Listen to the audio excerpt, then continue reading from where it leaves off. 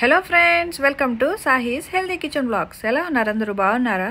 నేను బాగున్నాను. మీరు కూడా బాగుండాలని మనస్ఫూర్తిగా కోరుకుంటున్నాను.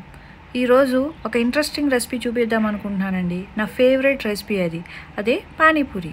పానీపూరి ఏంటి కొత్తగా ఏముంది అనుకుంటున్నారా? పానీపూరిని నేను ఒక హెల్దియర్ వర్షన్లో చేసి చూపిద్దాం అనుకుంటున్నాను. అదే నేను ఎయిర్ ఫ్రైయర్ అనమాట.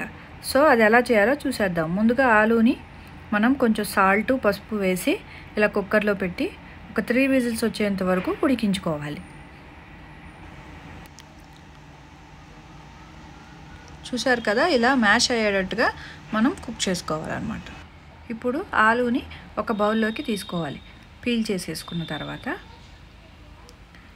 మనం ఆనియన్స్ని ఇలా కట్ చేసి పెట్టుకున్నాం కదా, ఇలా చిన్నగా కోసిన ఆనియన్స్ని ఈ ఆలు కట్ చేసిన వాటిల్లోకి వేసుకోవాలి. ఇదంతా స్టఫింగ్ కోసం అండి. తర్వాత కొంచెం సాల్ట్ వేసుకోవాలి.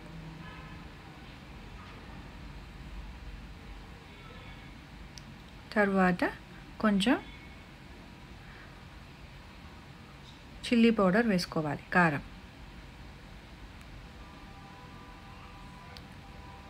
తర్వాత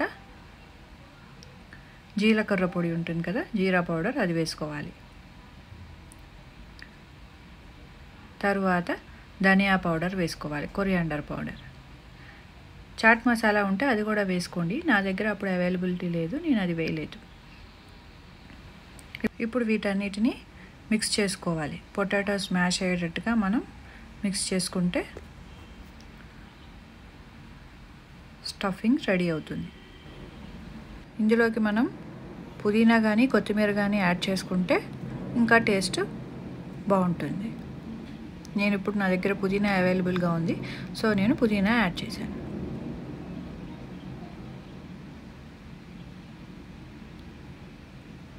ఇందులోకి మనం చనా మసాలా కానీ లేకపోతే బఠానీ మసాలా కానీ కూడా వేసుకోవచ్చు మిక్స్చర్ కింద, అది కూడా బాగుంటుంది.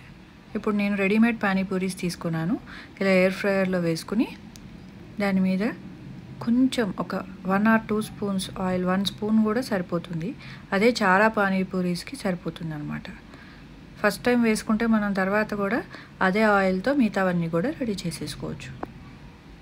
ఇప్పుడు ఎయిర్ ఫ్రైయర్లో పెట్టేసుకొని ఒక 2 minutes కుక్ చేసుకుంటే సరిపోతుంది.